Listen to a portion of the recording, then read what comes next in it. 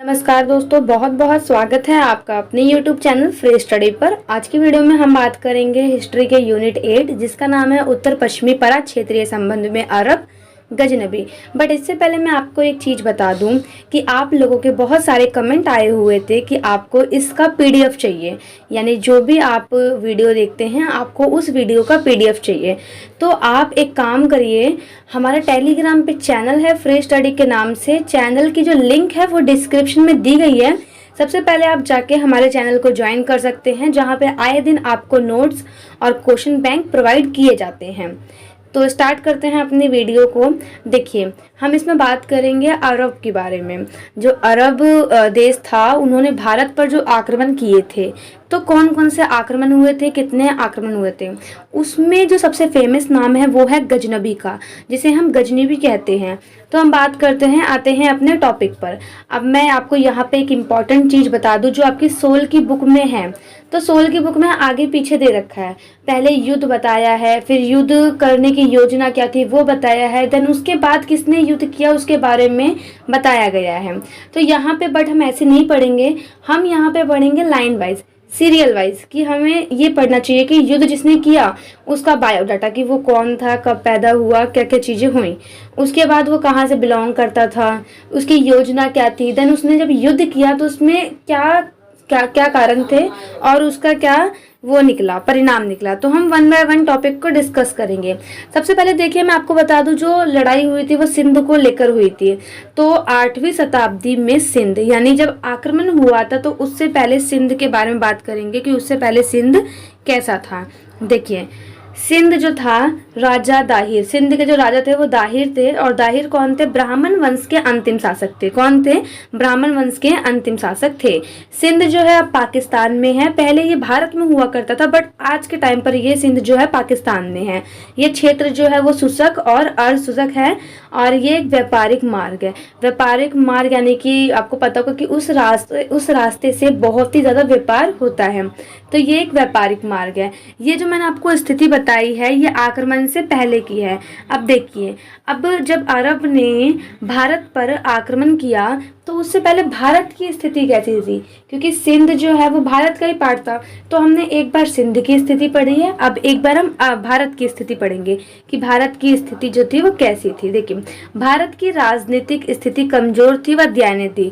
राजनीतिक स्थिति यानी जो होता ना राजनीतिक, वो कमजोर थी, परंतु आर्थिक स्थिति जो थी ना वो बहुत ही मजबूत थी। और आपको पता होगा उस टाइम पर हमारे भारत को सोने की चिड़िया कहते थे, और वहाँ पर यानी हमारे भारत में बहुत सारा धन था। और छोटे छोटे जो राज्य थे वो आपस में लड़ते रहते थे। क्यों? क्योंकि वहाँ पे एकता नहीं थी, है ना। आपको पता होगा कि बहुत सारे वंश थे तो सब अपनी अपनी चलाते थे, तो आपस में उनका मतभेद रहता था। ठीक है, अब हम बात करते हैं आक्रमण की। अगर बात करें हम आक्रमण की, तो जो मुसलमान हैं उन्होंने भारत पर आक्रमण जो किया है दो टाइप से किया है। एक अरब आक्रमण, यानी भारत पर जो मुस्लिम आक्रमण है, दोनों है तो मुस्लिम ही, एक अरब आक्रमण में आता है, एक तुर्की आक्रमण में। तो पहले हम बात करेंगे किसकी? अरब आक्रमण की, कि अरब आक्रमण क्या था। बट इससे पहले तुर्की के बारे में आप थोड़ा समझ लीजिए। तुर्की आक्रमण जो था वो महमूद गजनवी ने किया था और मोहम्मद गौरी ने। दो आक्रमण हुए थे। आक्रमण तो बहुत सारे हुए थे, बट जो सफल रहा वो दो थे। पहला 1000 AD में महमूद गजनवी ने, और सेकंड जो किया था वो किया था 1175 में मोहम्मद गौरी और पृथ्वीराज चौहान के बीच में।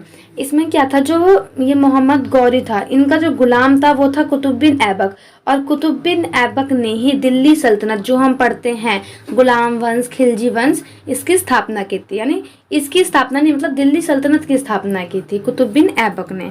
अब हम पढ़ते हैं अपने कई सारे जो हैं, आपको मैंने अभी बताया कई सारे आक्रमण जो हैं वो किए, परंतु मोहम्मद बिन कासिम का जो है आक्रमण सफल रहा। मोहम्मद बिन कासिम जो थे वो अरब आक्रमण में आता है। किसमें? अरब से।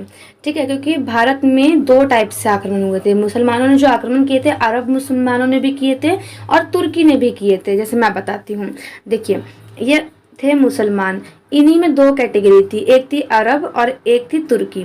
ठीक है, आई होप क्लियर हुआ होगा आपको। तो अरब आक्रमण जो था वो सबसे पहले किसने किया था? मोहम्मद बिन कासिम ने। बट इससे पहले भी बहुत सारे आक्रमण किए गए थे। अरब की तरफ से, परंतु वो सफल नहीं रहे। जो सफल रहा वो था मोहम्मद बिन कासिम का, जो कि किसके साथ हुआ था, दाहिर राजा के संग। दाहिर कौन थे, ब्राह्मण वंश के अंतिम शासक थे। किसके लिए हुआ था, सिंध को लेकर हुआ था, जिसमें दाहिर हार गए थे और मोहम्मद बिन कासिम सफल रहा, यानी जीत गए थे। मोहम्मद बिन कासिम ने क्या किया, जब वो जीत गए तो 1 साल बाद फिर से मुल्तान पर आक्रमण किया। अब मुल्तान देखिए कहाँ पे है, देखिए सिंध आपको दिख गया, सिंध ये रहा, यहाँ पे आक्रमण किया। जब यहाँ जीत गए तो 1 साल बाद वो दोबारा यहाँ पहुंच गए, उन्होंने यहाँ पे आक्रमण कर दिया। कहाँ पे, मुल्तान पर। मुल्तान भी एक क्षेत्र है, ठीक है, क्षेत्र नहीं सॉरी राज्य होगा या क्षेत्र है, जो कि अफगानिस्तान में आता है। अब देखिए मोहम्मद बिन कासिम ने आक्रमण तो किया, बट ये थे कौन, इनके बारे में थोड़ा हम जान लेते हैं। मोहम्मद बिन कासिम को मीर कासिम के नाम से भी जाना जाता है। इनका जन्म जो है वो 31 दिसंबर 695 ईस्वी में हुआ था, सऊदी अरब के ताइफ शहर में। इनके पिता का नाम था कासिम बिन यूसुफ। जो कासिम बिन यूसुफ थे, यानी इनके पिताजी थे, वो मर गए थे, यानी उनका देहांत हो गया था जब मोहम्मद बिन कासिम बहुत ही छोटे थे। तो उनके जो ताऊ थे, कौन थे, हज्जाज बिन यूसुफ, जो कि इराक के गवर्नर थे, तो उन्होंने ही इनका पालन पोषण किया।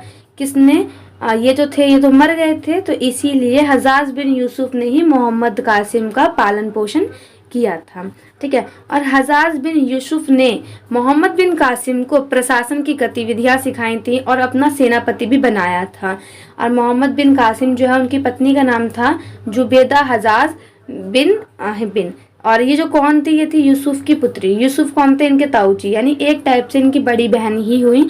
अपनी बड़ी बहन से ही इन्होंने शादी कर ली थी, क्योंकि आपको पता है मोहम्मदन में भी हो जाता है ऐसा। तो इन्होंने क्या किया, अपने ताऊ की लड़की से ही शादी कर ली थी। अब देखिए भारत पर जो अरब ने आक्रमण किया, अरबों यानी मोहम्मद बिन कासिम ने जो आक्रमण किया था, तो क्या कारण क्या थे उसके बहुत सारे कारण थे। पहला कारण था साम्राज्यवादी प्रसार। पश्चिम एशिया और अफ्रीका को जीत कर, यानी पश्चिम एशिया और अफ्रीका को जीत लिया था उसने, और अरब मुस्लिम देश बन चुके थे। अब भारत को भी ऐसा ही बनाना चाहते थे। यानी क्या क्या था, अफ्रीका को और पश्चिमी एशिया को जीतकर उन्होंने मुस्लिम देश बनाया, और अब वो ये चाहते थे कि वो भारत को भी मुस्लिम देश बनाएं, ठीक है। सेकंड है इस्लाम धर्म का प्रचार करना। अरब हिंदुओं की मूर्ति पूजा व अवतारवाद या बहुदेववाद से घृणा करते थे। यानी जो हमारा होता है बहुत सारे देवी देवताओं को पूजा करना, मूर्ति पूजा करना, इनसे वो नफरत करते थे। ऐसे धर्म को नष्ट करके वे भारत में इस्लाम का प्रचार करके अपना जो है मतलब अपना धर्म का प्रचार करना चाहते थे। और वो मानते थे कि उनका जो ये कर्तव्य है बहुत ही पवित्र है, इस्लाम धर्म का प्रचार करना बहुत ही पवित्र कर्तव्य है, तो वो ऐसा मानते थे। थर्ड पॉइंट था धर्म परिवर्तन। आपको पता है कि इंडिया में बहुत सारे हिंदू थे, तो वो ये चाहते थे कि जो हिंदू हैं वो मुसलमान बन जाए, यानी धर्म परिवर्तन कर ले। तो देखिए फोर्थ कारण उनका यही था कि भारत पर अरबों के आक्रमण का एक कारण यह भी कहा जाता है कि ये में नहीं है कि अरब भारतीयों का धर्म परिवर्तन करना चाहते थे। भारतीयों को लूटकर लोभ और आतंक का भय दिखाकर धर्म परिवर्तन को इस्लाम की सेवा बताया गया। यानी क्या चाहते थे वो लोग, ये चाहते थे जो इंडिया में जितने भी हिंदुस्तानी हैं वो सब अपना धर्म परिवर्तन करके देवी देवताओं को छोड़कर इस्लाम धर्म को अपना ले और अल्लाह की पूजा करे, तो वो लोग ये चाहते थे। अब देखिए तीसरा जो था और चौथा था इनका पूर्व की पराजय का बदला। आपको मैं बता दूं, बहुत ही बार मैंने बताया पहले भी कि अरब जो थे, अरबिया जो थे, यानी अरब के जो लोग थे, जो भी राजा थे, उन्होंने बहुत बार क्या किया, भारत पर आक्रमण किया, परंतु वो सफल नहीं रहे। तो अभी तक अरब पराजित हुआ, यानी हारता गया, तथा वे भारत पर विजय प्राप्त करके अपनी निराशा, और यहाँ पे अजीब कुछ अलग ही आएगा, निराशा को मिटाना चाहते थे, ठीक है। यानी आपको पता है कि जब एक बच्चा होता है, आपने पता होगा बच्चा जो होता है अगर वो एक क्लास फेल हो जाता है तो जाहिर सी बात है वो निराश होता है। तो ऐसे ही जो राजा थे ये क्या भारत पर आक्रमण किया, बट वहाँ पे वो फेल हो रहे थे, फेल मतलब हार रहे थे। तो वो ये चाह रहे थे कि मैं अब जीत कर अपनी जो निराशा है ना उसको मिटा दूँ, यानी उसको खुशी में बदल दूँ। तो वो ये चाहते थे कि अभी हम हार रहे हैं, बट वो चाहते थे एक्चुअली में जीतना, ठीक है। तो चौथा कारण उनका ये था। अब देखिए अरब व्यापारियों के जहाज़ों का देवल बंदरगाह पर लुटना, ये बहुत ही इम्पोर्टेंट है आपका। जो वहाँ पर अरब व्यापारी जो थे वो देवल बंदरगाह से होकर गुजरते थे। अब देवल बंदरगाह पर एक ऐसी जनजाति थी जिसका नाम था लुटेरी जनजाति, जो जहाज़ों को लूटती थी। ठीक है, तो एक ये भी कारण था अरब का कि वो आकर सिंध में आ जाएं, सिंध पे अपना साम्राज्य स्थापित करें, और क्या करें कि वो जो उनके व्यापारी हैं उनको लूट रहे हैं। यानी क्या हो रहा है, व्यापारी लूट रहे हैं, यानी अरब जो देश है वो गरीब हो रहा है। गरीब मतलब कि उनका जाहिर सी बात है, अगर उनको कोई लूट लेगा तो उनको थोड़ा होता है ना कि हाँ लूट क्यों लिया, तो उनको ये चीज़ लगता था। तो वो चाहते थे कि जहाँ पे वो लूट रहे हैं क्यों ना वो उस पर कब्जा कर लें। जो भी लूटेगा उन्हें पता लग जाएगा कि कौन सा व्यापारी किसको लूट रहा है। तो वहाँ पे एक्चुअली एक लुटेरी जनजाति थी, और इसके पीछे एक बहुत ही लंबी कहानी भी है कि वहाँ पे क्या क्या हुआ था। देखिए, अब ये जो है सिंध, आपको पता है व्यापारिक मार्ग था।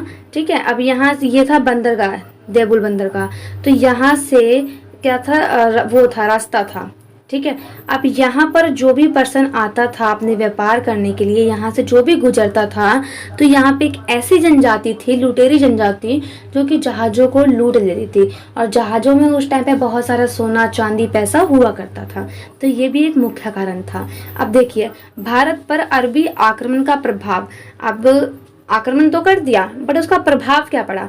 प्रभाव ये पड़ा कि आपको पता है वो जीत गया था, तो जीतने के बाद वो सिंध पे उन्होंने कब्जा कर लिया। कब्जा करने के बाद क्या करा उन्होंने, इस्लाम, ये जो प्रभाव है, प्रभाव क्या है, इस्लाम धर्म भारत में आया। जाहिर सी बात है, जो राजा होगा, जो राजा अपने धर्म को मानता है वही लोगों को दिखाता है और वो प्रचार करता है। तो ऐसे ही इस्लाम धर्म जो है भारत में आ गया।